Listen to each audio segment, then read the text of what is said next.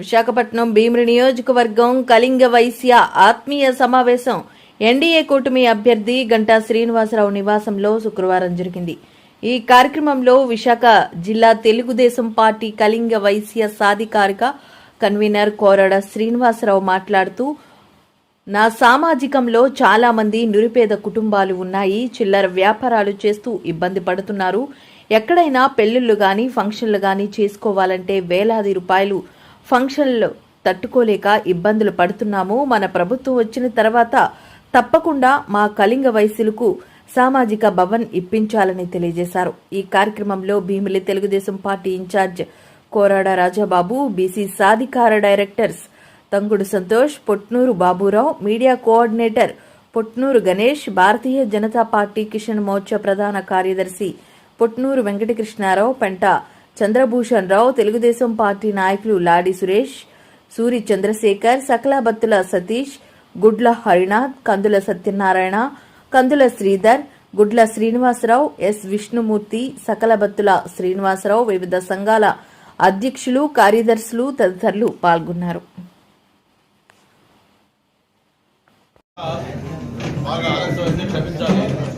అక్కడ చంద్రబాబు దగ్గరికి వెళ్ళి రావటం, వచ్చిన వెంటనే ఇంట్లో పైన హోమం అంటే అది పూర్ణాహతి ఉండాలని చెప్పారు. అందుకోసం పైన ఉంటే అదంతా కంప్లీట్ చేసుకొని పూర్ణాహతిలో పాల్గొని వెంటనే మేము కలుసుకోవడం జరుగుతుంది. చాలా అదృష్టంగా కలుసుకోవడం జరిగిన ఆలస్యానికి అందరూ క్షమించండి. ఇప్పుడే మన సోదరుడు చెప్పాడు ఈ సమస్యల గురించి, లేకపోతే మీ మనోభావాలు అవన్నీ. తప్పకుండా మీరు ఎప్పుడు కూడా మా వెంట ఉన్నారు, పార్టీ వెంట ఉన్నారు. మీకు కూడా మేము అండగా ఉండాల్సిన బాధ్యత ఉంది. మీరు అడిగినట్టుగా మీకు ఒక సామాజిక భవనం, అది ఇప్పుడే మన గోపి అలాగే రాజబాబు కూడా చెప్పారు, గతంలో చాలాసార్లు చెప్పారని. మన మధురవాడ ప్రాంతంలో కొమ్మాది లాంటి ఏరియా చూసుకొని ఆ ఏరియాలో ఒక మంచి సామాజిక భవనానికి రేపు ప్రభుత్వం మీ ఆశీస్సులతో డైరెక్ట్గా వస్తుందో వచ్చిన వెంటనే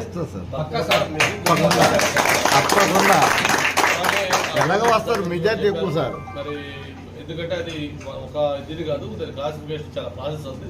అది ఒకసారి చంద్రబాబుతో మాట్లాడి అసలు అది ఎలా పాసిబిలిటీ ఉంది ఏంటి మాట్లాడుకొని దాని మీద కూడా తప్పకుండా మీకు న్యాయం చేద్దాం. మరి మీరు ప్రధానంగా ఇప్పుడు మీరు ఒకరు వచ్చారంటే మీరు కనీసం ఒక 500 మందితో సమానం. ఎందుకంటే మీరు అలా కాదు, మీ దగ్గరకు వచ్చే కస్టమర్స్ కావచ్చు, లేకపోతే మీతో ఉన్న సంపదలు కావచ్చు, కాంటాక్ట్స్ ఇవన్నీ మీకు ఎక్కువ. కాబట్టి మీరు చేసే పబ్లిసిటీ చాలా వైడ్గా ఉంటుంది, చాలా షటిల్గా, ఎవరు తెలియకుండా షటిల్ వెళ్ళిపోద్ది. అది మీ ప్రభావం చెప్పకూడదు కానీ మనస్ఫూర్తిగా కోరుతున్నాను. మీరు నన్ను కూడా మీ కుటుంబంలో సభ్యుడిగా భావించండి. రేపు ఎంపీ ఎమ్మెల్యే 2 మంచి మెజార్టీ గెలిపించండి.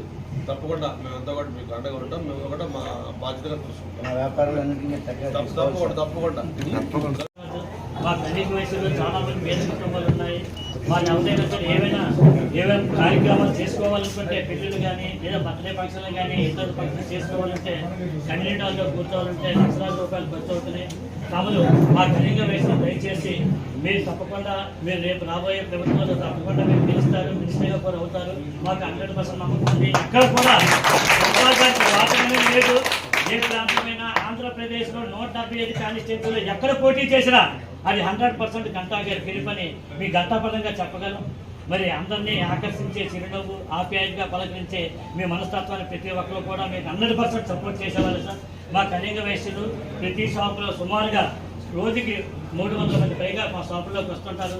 అందరూ కూడా మొత్తం ప్రచారం చేసి ఇవన్నీ బీజేపీ ప్రభుత్వంలో ఆల్రెడీ తెలుగుదేశం పార్టీ కళింగ వయస్సులు గుర్తించి మాకు బీసీ చేశారు. గతంలో చంద్రబాబు నాయుడు గారు 2014లో తెలుస్తున్న హామీలో భాగంగా మరి ఇప్పుడు కూడా ఆ బీసీ వచ్చింది. కానీ చాలా మంది కుటుంబ సభ్యులకి ఇక్కడ ఉద్యోగ అవకాశాలు లేక ఇబ్బందులు పడుతున్నారు. మా పనుల్లో కూడా చాలా మంది చదువుకున్నారు.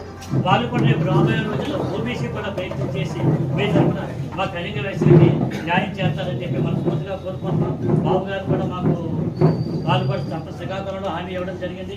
కానీ మా విశాఖపట్నం తరఫున మీరు మాకు అండగా ఉంటారని చెప్పి మీకు ఆశిస్తున్నాం సార్. మీరు ఈరోజు చాలా మంది మా కుటుంబ సభ్యులందరూ వచ్చారు. వాళ్ళకి ఒక్కసారి మీ నోటి ద్వారా వినాలని, ఎక్కడైనా సరే రేపు ప్రభుత్వం వచ్చిన తర్వాత సామాజిక వ్యాపారం చేస్తే మీ నోటి ద్వారా వినాలని చెప్పి